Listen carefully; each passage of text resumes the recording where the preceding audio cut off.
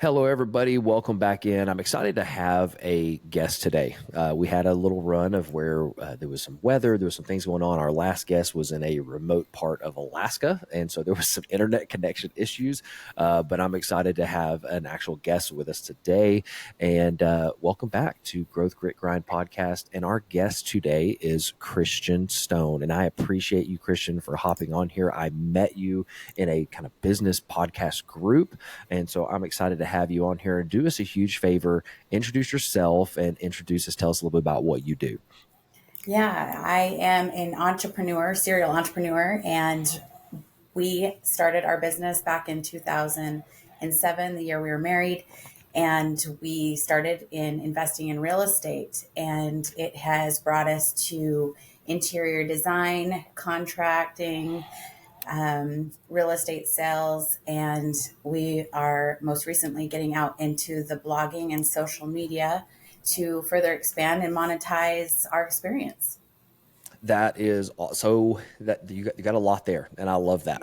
And that's perfect because it sounds like you found kind of a lane, an initial lane, and then as you progress down that lane, there's layers and things that get involved in it. You see pieces of the puzzle that you go, huh, we could probably do that. It's kind of in the same realm, and it's going to help make our lives better and our business better. What did that what did that look like for you guys? Have you always been on the business side? Were there other businesses that you guys were involved in early on, or were there different paths? Where did, I guess, the entrepreneur kind of spirit or dream come from? How did that get started? When I was about 13, 14, I nannied for a stay at home working mom, and she did cosmetology out of her house. And I was able to see her making an income, but being home with her kids, being very involved with her family, and just seeing the really cool things of her taking her kids to lunch during the summer. But she was rolling in the dough, and I was thinking, gosh, my mom's a stay at home mom. Parents really struggle financially. I think I want to run my own business. And about 18, I went to the Veda Institute, Minneapolis, got my massage therapy degree, started a spa out of my dad's house, and actually, did the remodeling and the design on that. Who would have known that it would end up being my future career?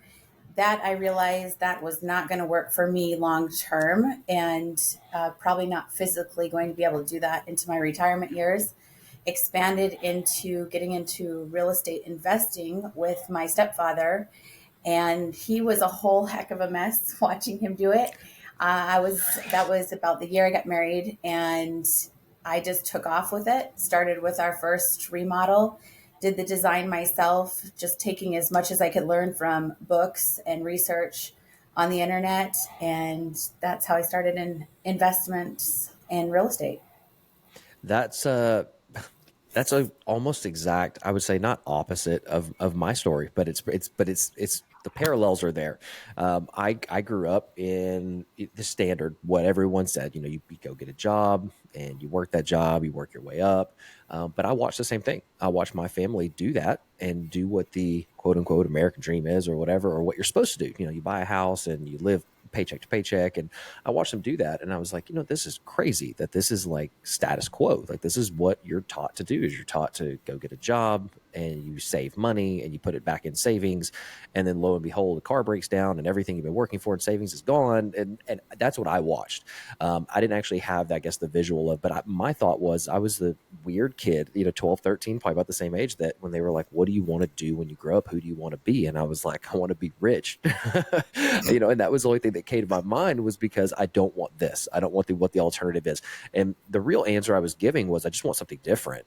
And I think that's what, I guess, sparks a lot of our journeys. It's one way or the other, that we either see someone else that we're able to kind of, I don't know, emulate, is that we're like, I see what they have and I see what they're doing, and it makes an impression on us at a younger age, and we go, yeah, that's the direction I want to go. Or opposite end of the spectrum in my case was, I know that there's something better. So what did that, that's awesome. At 18, starting that, and then being able to see, how long did you do the initial, like, was it several years, or how long did you do that before you kind of had that mindset shift of, this may not be super long term?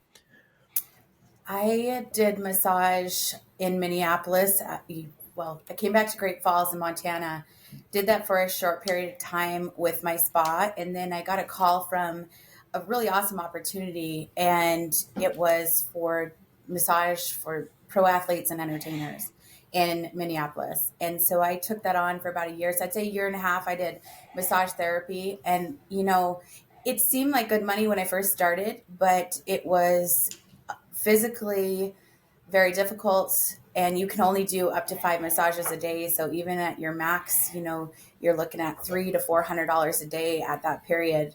Sure. And so I just knew this, as an entrepreneur, when you just naturally have it in your blood, this is not working, and you move on to the next thing. Exactly. I completely agree. You saw the, I guess, writing on the wall, or long term, you reach a certain Mhm. pinnacle and you go, there, okay, pivot. We got to figure something Mhm. else out. Mhm. Where did I guess, kind of your first steps there when you moved out of the massage therapy and you moved into more real estate investing? What, where did that switch come from? I think you mentioned your stepdad. Was he in real estate investing, or where did that, I guess, focus come from that, you know what, we should get involved in that. There's money in that and we should pivot to that. Well, there was quite a few years in between that. I want to say, well, not a lot, but probably 3 to 4 years. And with that time frame, another call opportunity, was asked to be a manager at a furniture store, and got into that. Was working 90 hours a week, single. And the manager, I was the assistant manager. The manager was taking advantage of it, never was showing up. I barely knew what I was doing and trying to do the best I can. And working for corporate America. And I was wore out. And I thought, gosh, if this is working for corporate America, I do not want this. And I ended up being honest, letting corporate know some of the things that manager was doing. And I was fired because I was a Wow. part of his team. And so where that brought me is, you work with corporate America, but sometimes integrity does not lie within the higher ups of the company, and you're doing your best. And I just thought, if this is all I'm giving and then the integrity is not there, I want my own company. And this owner had started a business right out of his garage, and I thought, well, why can't I start a business right out of a garage? So at that time, it was very defeating. At only 21 years old, I Sure. felt like it was the end of my life. I had no hope left.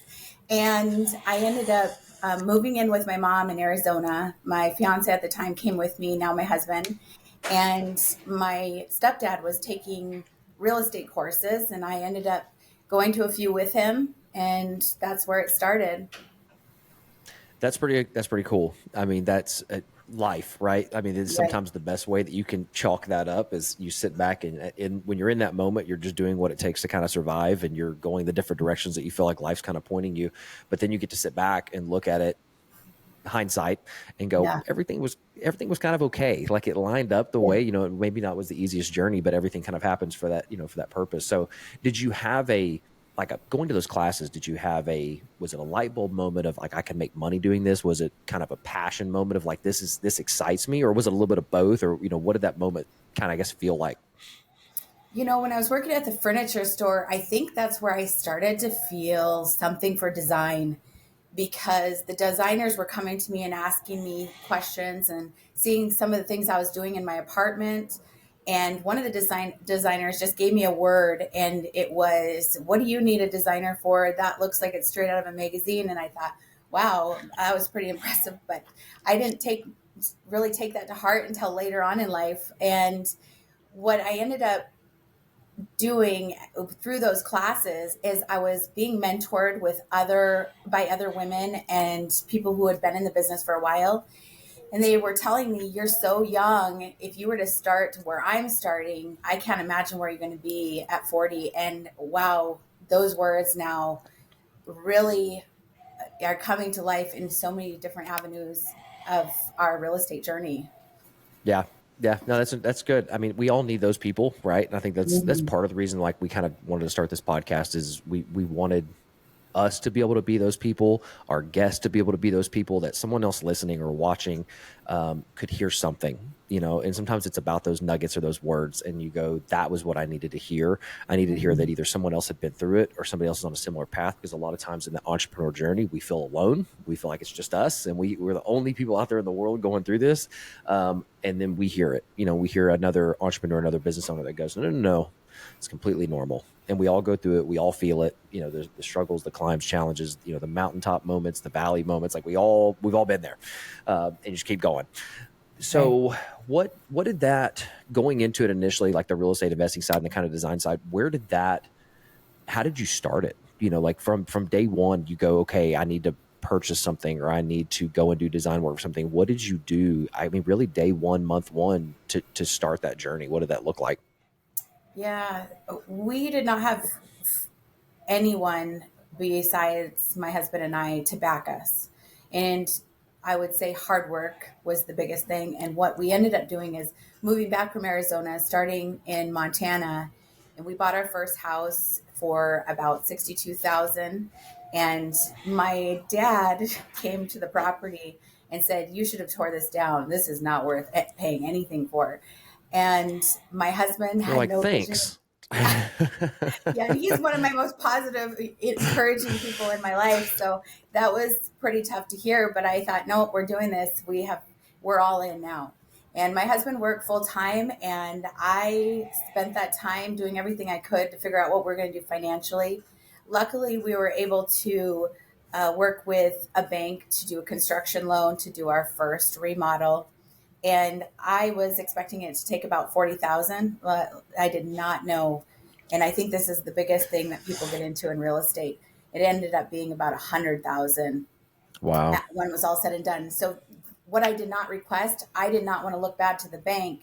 So we ended up putting some of the supplies and materials on a credit card. I had luckily had Mm-hmm. built up my credit and had a credit card, which I highly recommend not doing. And I ended up putting the rest of it to get that finalized. And we ended up selling it quite a few years later after we had rented it. Probably not, looking back, might have not been the way I would have done it, but that's how we first got started. And I would say those hours that we worked were from 6 in the morning till 10 o'clock at night. And there was missed Wow. meals and some unkind words said between my husband and I while we were getting it done. But at the end of the day, it was work ethic. Yeah. No, you learn regardless of the situation, good, bad, ugly, indifferent. You definitely learn from it. And so, speaking of learn from it, let's ask you the question that maybe people want to know: did you guys make money on the first one? Yes, and I've never lost. I'm There you proud to go. say that. Okay. But that first property we ended up holding on to for about 7 years, and then we sold it. Okay. Okay. I mean, that's awesome. What did from there? You had the first one. There was obviously some time in Yeah. between. You guys had some other things going on. How did your strategy change? Because I'm one of those that I'm on the fence. And I don't want to say on the fence. I have difference of opinion, I guess, when it comes to debt. And I think that, and I completely agree with you that that's not the route you would have chosen. It's probably not the route I would have chosen. But I think that there are some ways that debt can be used effectively. I think debt can really be a good thing when it comes to growing and scaling. But I think that most entrepreneurs and business owners, especially in the first 5 years, maybe three, but they don't know how to manage it. They don't know Right. how to use it effectively, and they don't have the next step in line to ensure that that debt gets paid. So I guess going into y'all's next deal or next property, how did it change? Learning from what you learned from the first one, what did you guys do differently? Well, I created a business plan, and I recommend that no matter if it's just for one house or if it's for multiple houses, any business. And getting the big picture set down on paper and trying to follow it as closely as you can. What I did on the next properties is in my business plan. I had a goal to do 20 properties over the next 5 years. And in that first year, after we completed the first one, ended up being, we were able to complete 3 properties. We partnered with another contractor. And I will say this, what comes to mind as you ask that question is you kind of get so busy in what you're doing that you lose track of your finances and your accounting. Sure. And that's where I think I've learned over the years is to slow down.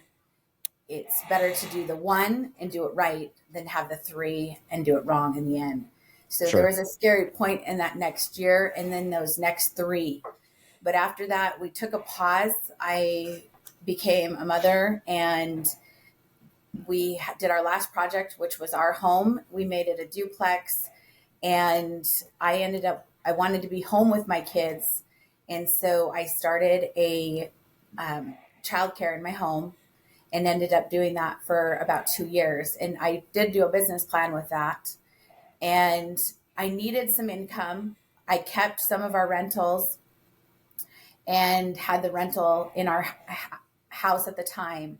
And so I was generating an income being a mother, which was one of my goals. I'll be honest, it was very, very slow. It was frustrating at times, but with the daycare, I ended up turning that into a 6-figure business within the first year out of our home. So that That's was, awesome. yeah, it was impressive. I was really surprised by it, but it was definitely stressful. Sure. Mm-hmm. There was no, I mean, I know a lot of businesses that have kind of the in-home element.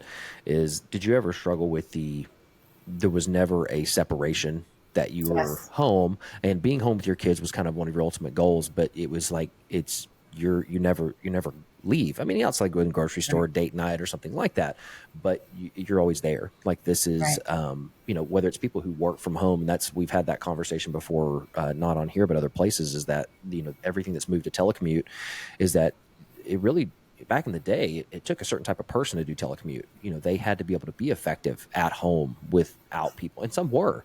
It was less distractions and people coming and stopping at their desk, but then you had the other kind of end of the spectrum where you had people who they completely lost that social aspect. But it was even more than that. It was like, this is my desk and it is my home. There's no separation. I feel like I have anxiety and stress just looking over at that workspace. My wife does that. My wife works from home, and it's one of those that we've made a couple of arrangements where it's like it's in a different room and we know when to unplug and do things like that. It's something I've had to learn myself as a business owner. A Mm-hmm. lot of times it doesn't shut off, and you have to find that time to kind of shut it off. But I mean, it sounds like that was maybe part of it a little bit. I mean, I know there's more, Yeah. but that was probably part of it. Yeah. It's definitely completely everything that you said. And I also felt as it wasn't my passion. I love Sure. kids, but I really struggled with monotonous and same thing day in and day out.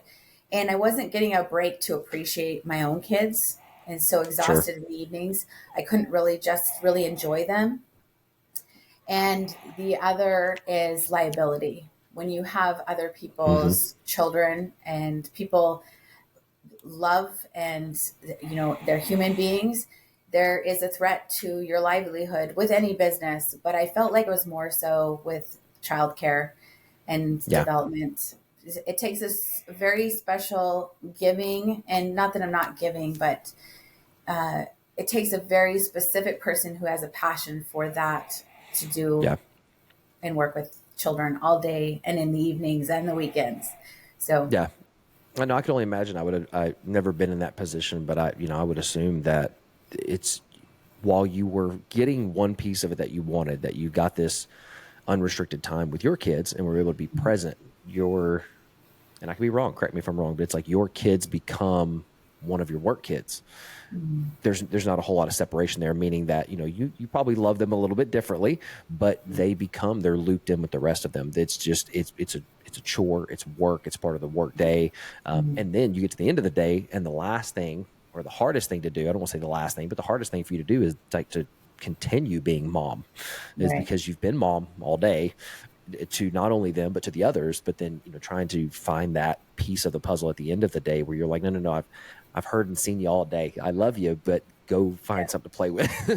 Yeah. um I what would say, Yeah, oh, go ahead. go ahead.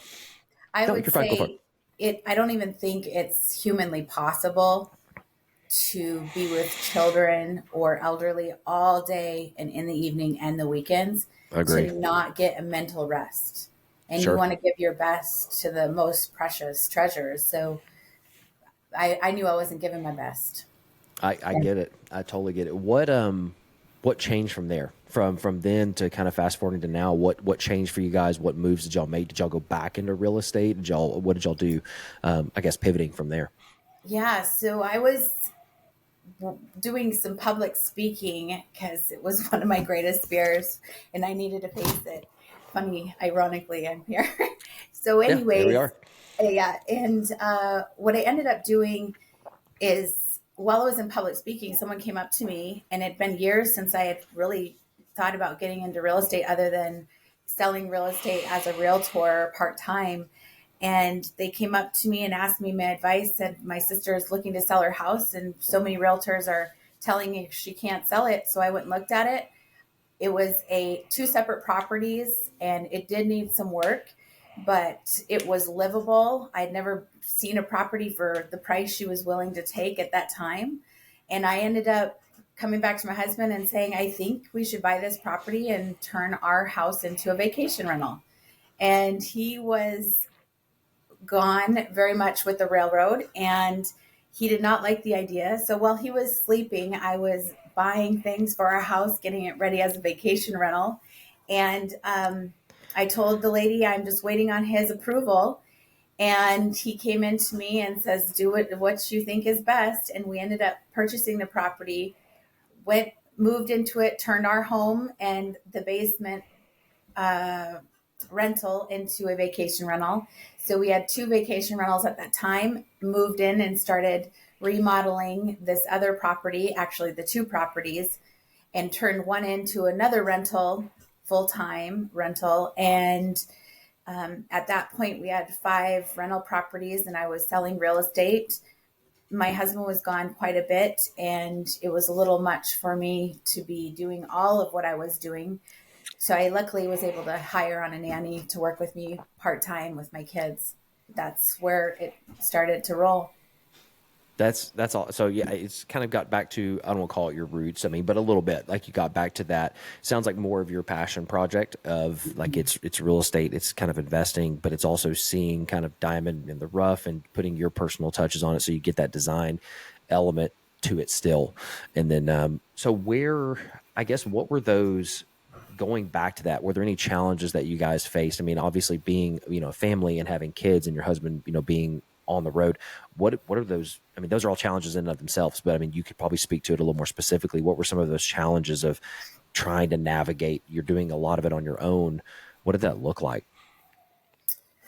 Um, well, too much work, I would say, or not enough balance, Sure. and very stressful, not giving enough to my kids that I probably should have. And in that time frame, we ended up having a tragedy. And I look back now and I wish my husband was more home more. And that's why I think I made a goal to retire him. And Yeah. he did retire and he is home more. But we lost a child in 2017. And it was one of Oh those man. just freak accidents. You do everything you can to prevent anything to hurt your child. But through the Yeah. busyness of life, things get hectic, and uh, an auto accident with our daughter. And so I just look back now That's and I awful. think of things that I could have done better. And you know, I'm a believer. I believe in heaven and that there is a God. And I think that was my first encounter really being rooted in what the afterlife is like and what I have to look forward to, other than Sure. bringing my father in heaven, but seeing my daughter again. That is that's tough stuff. I mean, and I can only imagine being in the middle of working on a business, growing a business, being involved in the business, husband being gone, and to experience something like that. And that's I'm sorry to hear that. I'm sorry to Thank hear that. you. I read a little bit of your bio, and I know you expressed a little bit of that, but it was I can only imagine.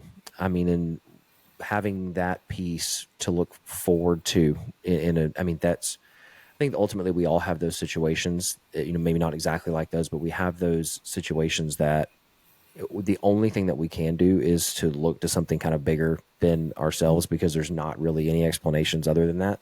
Right. We can't sit back and make reason with it. There's no way that you can't. And if you tried, you'd probably lose your mind, Yeah. because there's just no way possibly for someone to wrap their head around it. Right. And I'm extremely sorry to hear that. And to hear what you've continued to do is encouraging. It is, and I think it's going to be encouraging to those listening too.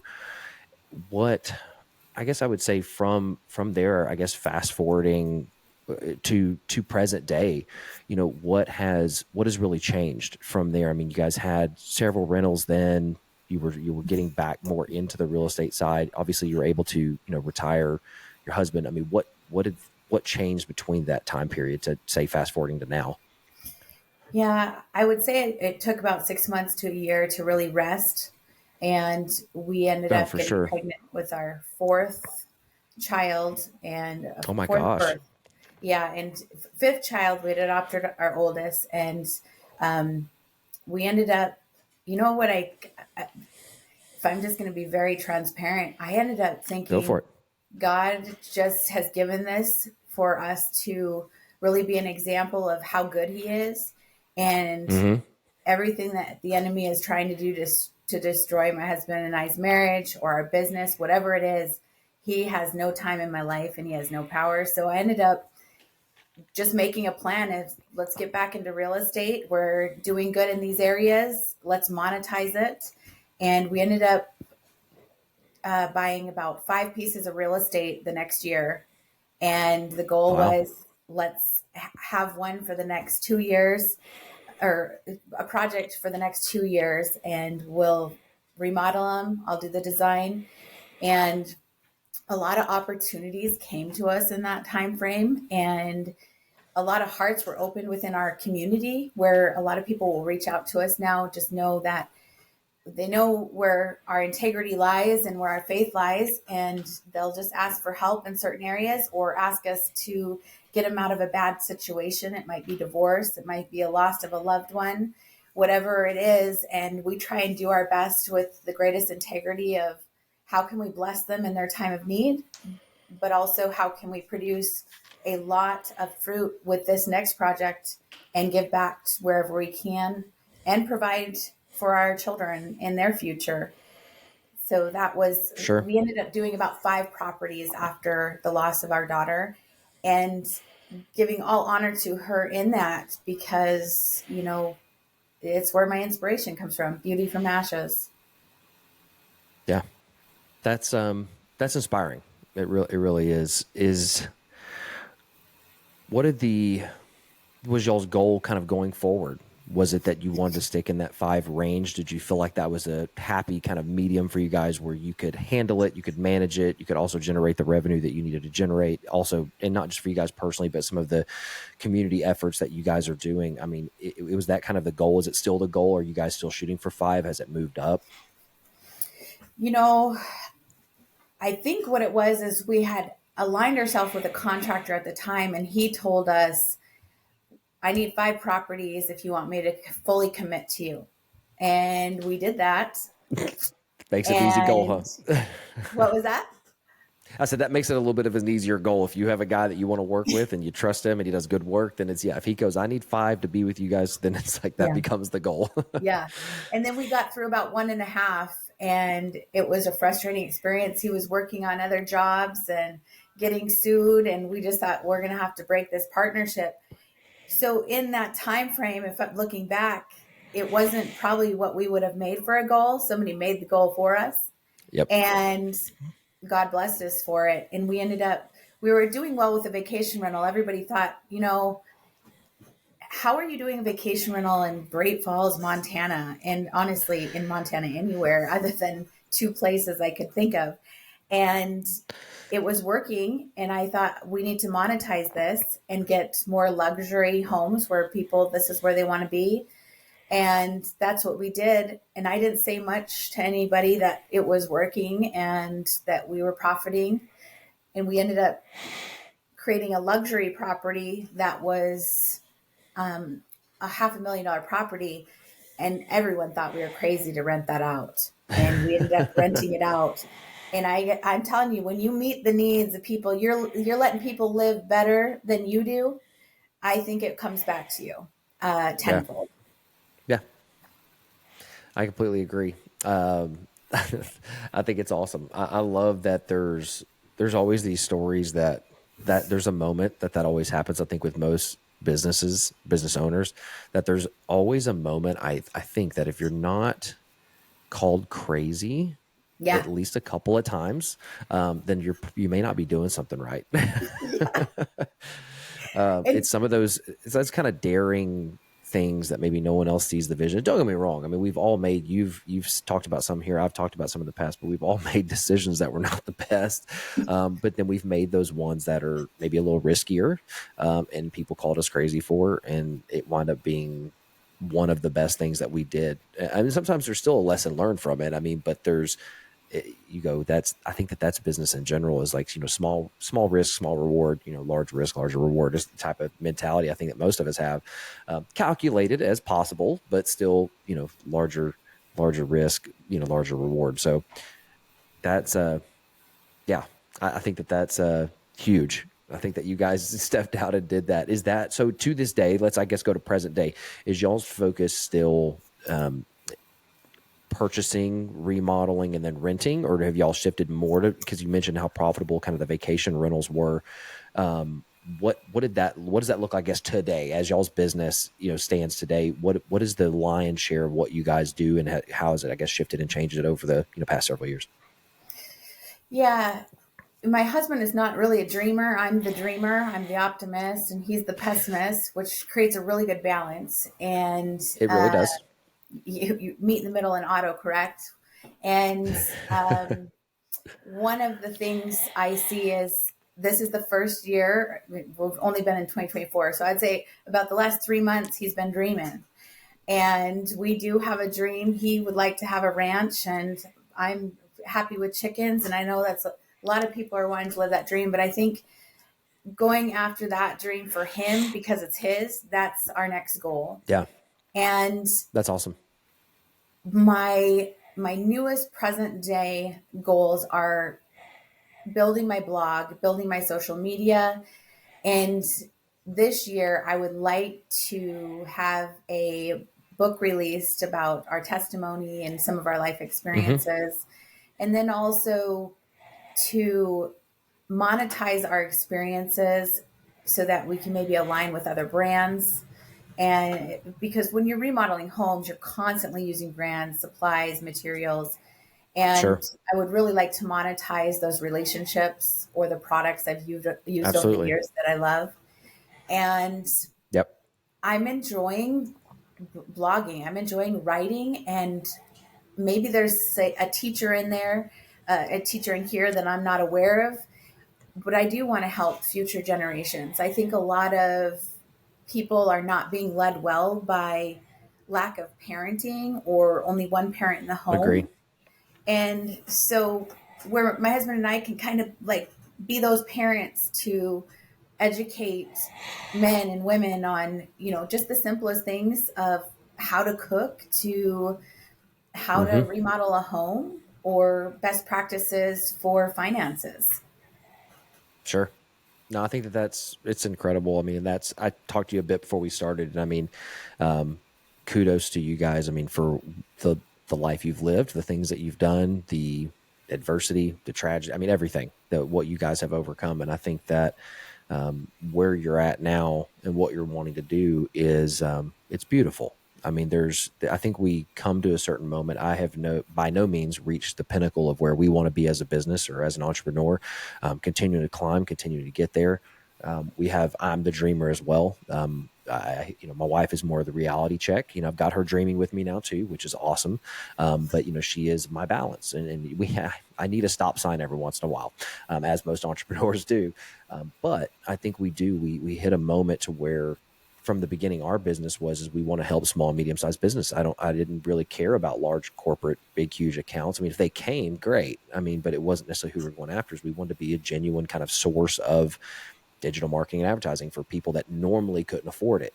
And that has served us well. But we've gotten to a certain point to where I'm doing even this is that I want to educate, I want to equip, I want to empower, I want to all those things, all the all the E words, because there are people out there that aren't getting it, and there's younger generations that they're aspiring to do great things and big things, but they don't have anyone to look at. And not that I'm someone necessarily to be looked up to, but I can be a voice of reason, and give what advice I can. And that's why we started this, is because every single one of us have walked a different journey.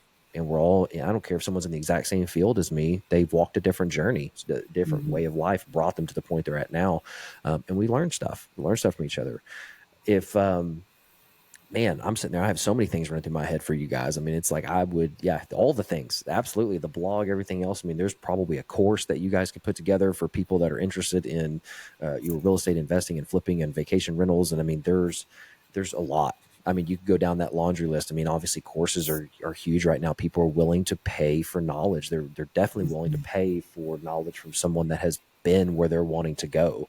And as long as it's genuine, and as long as you have the, I call it the receipts, or as the kids are calling it these days, the receipts, or you got the proof that, this is where where we went, this is the things that we did. And here's the proof, we flipped this house and made this a rental, and this is how you can do it. I mean, obviously there's affiliate stuff, right? You talked about the products and services and things you guys used.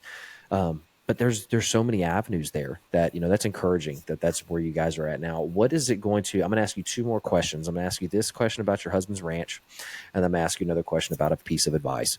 The question about your husband's ranch is what is y'all's, it's really a two-part question. What is your timeline goal for making that happen? What does that look like for you guys? Like, what do you need to do to make that happen? Ooh, getting really real here. I would say it could happen in a year, but I'd like to give Yeah. myself 2 years. I'm really Good. comfortable with it, where I'm at, which is probably not a good thing for an entrepreneur. um, Sometimes it feels nice every once in a while. yeah, yeah. I better enjoy it. And for his ranch, we're wanting a lot of land. I don't know. Yeah. I feel like with what we could do and so many different avenues we can take just with the ranch for natural foods and the right kind of Yeah. processing and all of those kinds of things. We were born and raised in Montana, and so I feel like, I'd like to see more land in Montana go to Montanans, and because I feel Yeah. like we're going to do a really incredible job maintaining it. And Yeah. as for, I'm sorry, can you repeat the other question? Husband's Ranch? I'm trying to remember what it was. That was that. I mean, that was about it. I mean, timeline wise, and I guess what it would take to get you guys there, which you may have kind of answered that with the timeline. I mean, but what series? I guess not series of events, but would you need to sell off all your real estate? Do you need to do 10 more houses? What is that? I guess as Yeah. you're working out the business plan in your head, what does that look like for you guys to make that happen over the next, say, 2 years? I think we'd need to sell a couple pieces of real estate, and one of them we do have listed right now. And Mm-hmm. actually, the one I was talking to you about, the two properties we moved into and Yeah. remodeled while we were living in it, that's actually going to be in the Haven magazine. And Awesome. a really cool thing about that is the design is for historic modern, and this That's cool. magazine reached out because of that. But that one is for sale, and the other, I think, just getting this online business up and running and Yeah. affiliate marketing. I think that would be my personal goal as the entrepreneur. Is I'm working on this business, and I would like to stay steady and see some income on that and some good Yeah. partnerships to be able to move. And I think my husband knows that I feel that way as well. Yeah. No, that's awesome. I mean, I think that you guys, you have a kind of path, and I think that I think you're on the right path. I think that you continuing to put your story out there. I think the book is a great idea. I think the course is a great idea. I think there's a few different lanes. I think the blog could lead back to that. Obviously, being very genuine on the blog, of course, but then pointing back to, when we're excited to be able to share our journey through a course. If it's something that you're interested in, you can go find out more over here. And same thing, the book could mention the course. I mean, I think it all could tie together one way or another. I don't know if there's a right maybe starting point. The blog's probably the easiest because it's free, that you're not having to spend a whole lot of money with writing or producing or anything like that. Course takes just time, some software, some time. But I think that you're on the right track, and that's super exciting. What is? Oh man, I'm gonna ask you two questions. I lied. I said two, and then now I'm giving you the last two. So the last one I'm going to ask you will be, I want people to know how to contact you. But before we get there, what is, just across your experience, what is one piece of advice, if you had to summarize it down to aspiring entrepreneurs or business leaders that are out there, what is one piece of advice? And it could be a line, it could be a sentence, it could be a paragraph. I don't really care. But one piece of advice that you could pass along. I would say, I'm thinking of listeners, and I would say go back to the roots of what good customer service is. There's so many people Mm-hmm. trying to monetize before building a relationship. Yep. And I think of, we first named our business Golden Rule Real Estate, and just recently did a rebrand about 2 years ago. And I would say the original business name was Golden Rule, and I stuck with that through everything, which is do unto others as you'd like done unto you. Mm-hmm. And in business, more than, I would say, 98% of businesses are not living by that rule. And Right. just with the recent experience, I know you wanted me to answer the question, but so many people are worrying about money. And we just had negative Mm-hmm. 48-degree weather. And my husband and I put out there, if anyone needs anything, big or small, let us know. Yeah. Not for any money, not for, we will do it to help you out. We've taken this time set aside for our rentals if there's a need. And you don't see that very often. And Yeah. I will tell you, you sacrifice. It's painful. The sacrifice is painful. Yeah. But in the end, you will be blessed 100-fold. And it might not Yeah. be right away, but 10 years later, even 1 year, 10 years, it all comes back to you and you will be shocked. So integrity and do unto others as you like done unto you. That's beautiful. That's beautiful. I did construction management for a long time before I went into our business that we have now. And one of the companies that I worked for, I guess you'd call it headhunted by some of the larger commercial companies in the country. And one of them that I worked for, something that I took from them, they were one of the oldest restoration companies in the United States. And they had a slogan that it was integrity before profit was essentially at the root of it. But their whole saying was, always good work, at a profit if we can, at a loss if we must, but always good work. And that was their slogan. And it was something that, they had put in play in 1915. But it was on every truck. It was on business cards. It was at corporate office in Raleigh. It was on the walls. It was just something that was inundated. It wasn't just something they said. It wasn't just something that they had on the website. It was that you knew that from the day you started there. I was there to open an office in another state, but you knew that was their end goal. And it resonated. When it came down to pricing projects and working with people, that was the mantra and the mindset. And it's something that just stuck with me to this day, and that honestly, with what we do, I could charge a lot more. I could go to another market and charge a lot more. But the market that we're in is that small and medium-sized businesses. Most of the businesses that we serve Mm-hmm. are mom and pop. They're family owned. There's no way they can afford a retainer for anywhere else, and they'd never have any type of advertising and marketing outside of traditional. They'd be putting out flyers, they'd be doing different things, probably to no avail or very little success. But same concept is that we felt like if we could come in and be honest and tell them exactly what we could do, price something fair.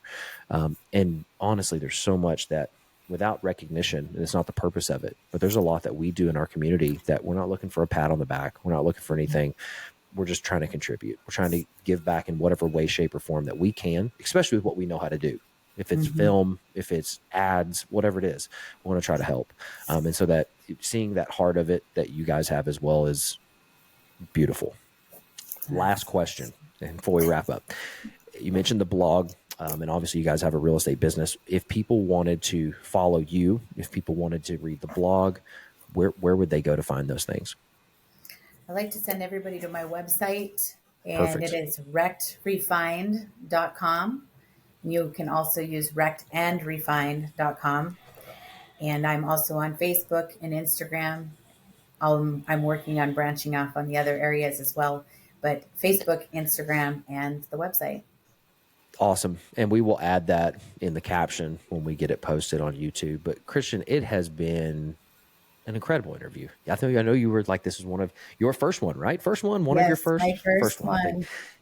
That it was so good. You need to keep doing it. I would Oh, accept any invitation. Maybe not any invitation. You got to vet it a little bit, but I would absolutely, and I would consider it for yourself to talk about some of the things you guys have been through. Maybe interview other people that have lived out some of the same life. I mean, you have something there, and it was a great interview, and I appreciate you being on here, telling us your story, talking about your business, talking about your life, being transparent, and I appreciate it. I can't say thank you enough.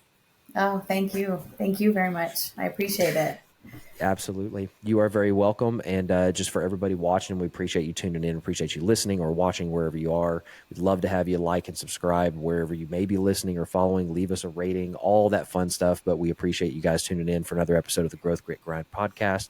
Christian, have a great rest of your week. You too, DJ. Thank you. You're welcome.